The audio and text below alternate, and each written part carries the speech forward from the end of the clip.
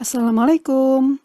Alhamdulillah, hari ini kita bisa bertemu lagi pada mata pelajaran matematika. Apa kabar semua? Semoga kalian selalu sehat dan tetap semangat untuk belajar. Seperti biasa, mari kita membaca Bismillahirrahmanirrahim untuk memulai pembelajaran. Hari ini kita akan mempelajari tentang bab 3, yaitu relasi fungsi. Setelah minggu lalu, kita mempelajari tentang sistem koordinat.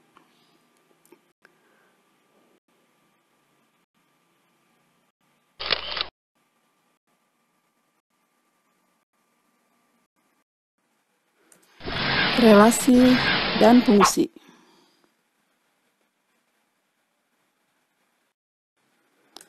Setelah mempelajari materi ini, kalian diharapkan mampu mendeskripsikan dan menyatakan relasi dan fungsi dengan menggunakan berbagai representasi.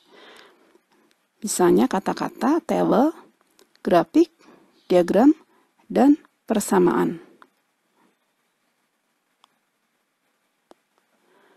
Kedua, mampu menyelesaikan masalah yang berkaitan dengan relasi dan fungsi dengan menggunakan berbagai representasi.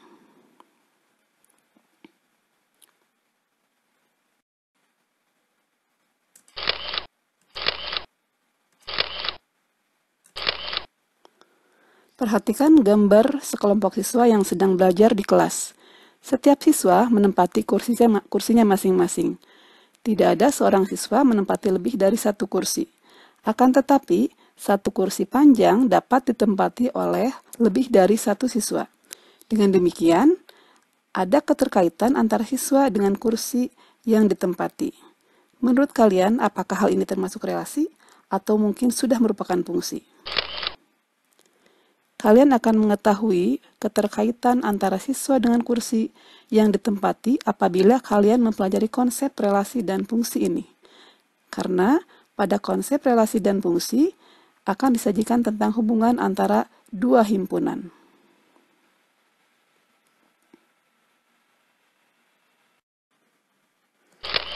Pertemuan kali ini yang akan kita bahas terlebih dahulu adalah tentang relasi. Bagaimana memahami konsep relasi dua himpunan, serta bagaimana cara menyajikan relasi.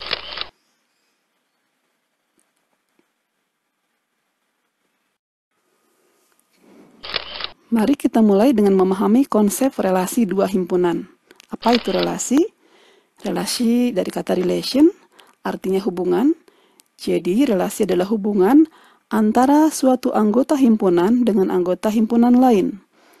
Himpunan A dan himpunan B dikatakan memiliki relasi jika ada anggota himpunan yang saling berpasangan. Kita lihat contoh berikut. Misalnya, ada himpunan A yang terdiri dari siswa kelas 8D dan E. Kemudian, himpunan B terdiri dari makanan yang dijual di kantin. Kalau kita bicara himpunan saja, ini tidak ada hubungannya. Berarti kita butuh penghubung supaya ada keterkaitan antara himpunan A dengan himpunan B. Penghubungnya seperti misalnya kata suka makan. Nah, itu adalah kata penghubung antara himpunan A dan himpunan B.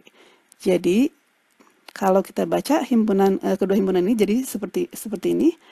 Misalnya, Sakti suka makan cireng. Bima suka makan bala-bala. Ilyasa suka makan es krim. Jaki suka makan es krim. Jadi, penghubungnya antara Sakti dan cireng adalah kata suka makan. Coba kalian bayangkan kalau kata suka makan ini tidak ada.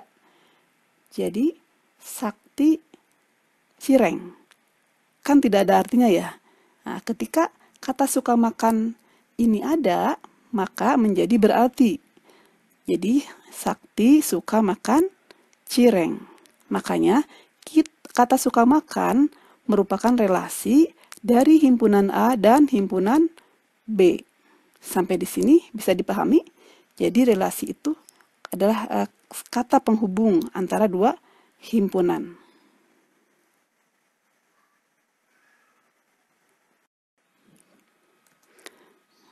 Bagaimana cara menyajikan relasi? Kita lihat contoh berikut.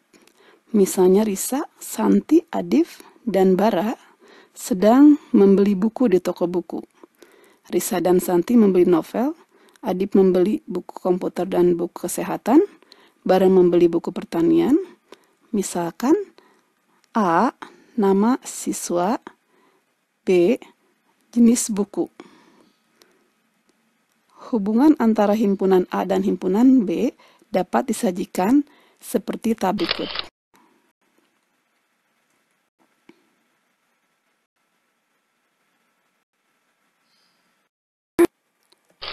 Dari himpunan A ke himpunan B, terdapat hubungan sebagai berikut. Buku yang dibeli Risa dan Santi adalah novel. Buku yang dibeli Adif adalah buku komputer dan buku kesehatan. Buku yang dibeli Bara adalah buku pertanian. Yang bertanda merah itu adalah anggota himpunan A, sedangkan yang bertanda kuning itu kita simpan sebagai anggota himpunan B.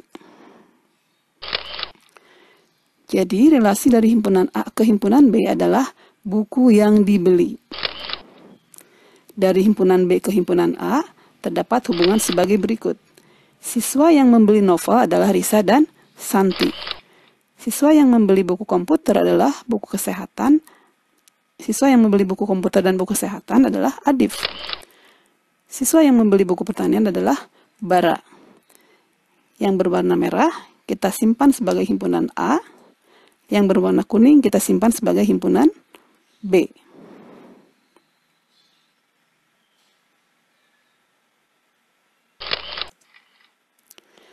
Jadi relasi dari himpunan B ke himpunan A adalah siswa yang membeli. Paham ya sampai di sini? Bentuk penyajian relasi yang pertama yaitu dengan menggunakan diagram panah. Kenapa disebut diagram panah? Karena cara menghubungkan himpunan A ke himpunan B-nya dengan menggunakan diagram panah seperti ini.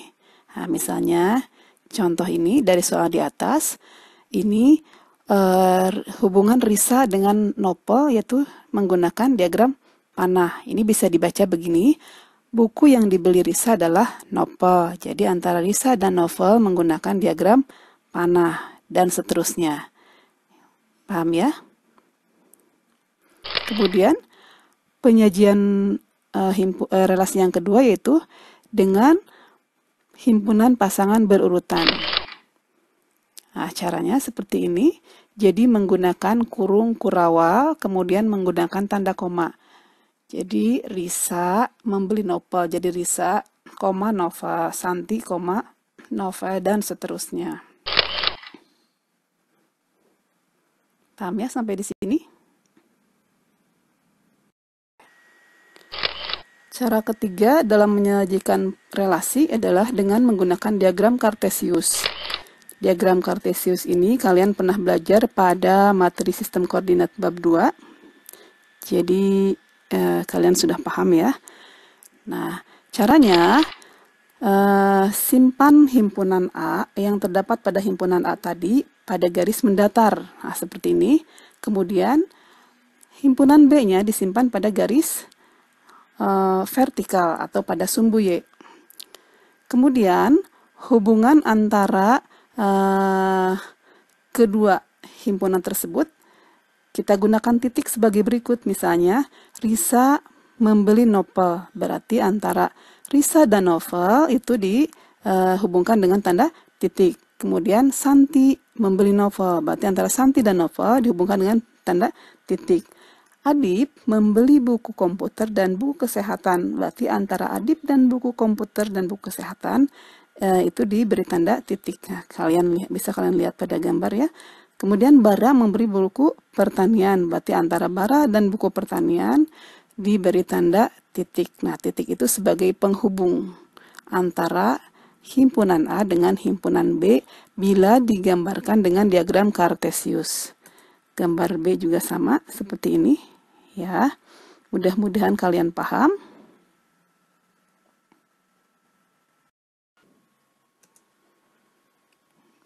Soal nomor 1, relasi dari himpunan A yang isinya 4, 9, 16, 2, dan 25 ke himpunan B yang isinya 1, 2, 3, 5, dan 7 adalah kuadrat dari. Jadi relasinya tuh kuadrat dari ya. Tentukan relasi tersebut dalam bentuk diagram panah, himpunan pasangan berurutan, dan diagram Kartesius.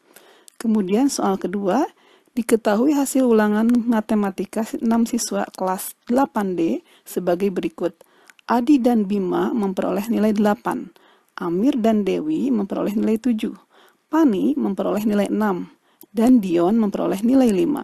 Jika A menyatakan himpunan nama siswa dan B menyatakan himpunan nilai siswa, tentukan relasi dari himpunan A ke himpunan B. Nah, kalau ini kalian diminta untuk menentukan relasinya, ya.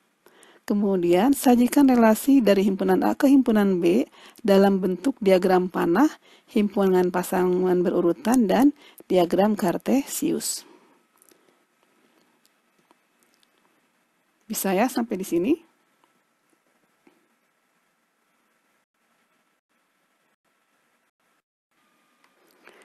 Kita cukupkan dulu materi relasi sampai di sini. Minggu depan kita akan membahas tentang materi fungsi. Silahkan untuk tugas kalian kirim ke kantong tugas. Tetap semangat!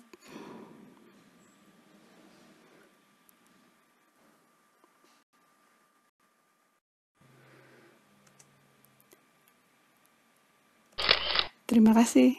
Sampai ketemu minggu depan. Assalamualaikum warahmatullahi wabarakatuh.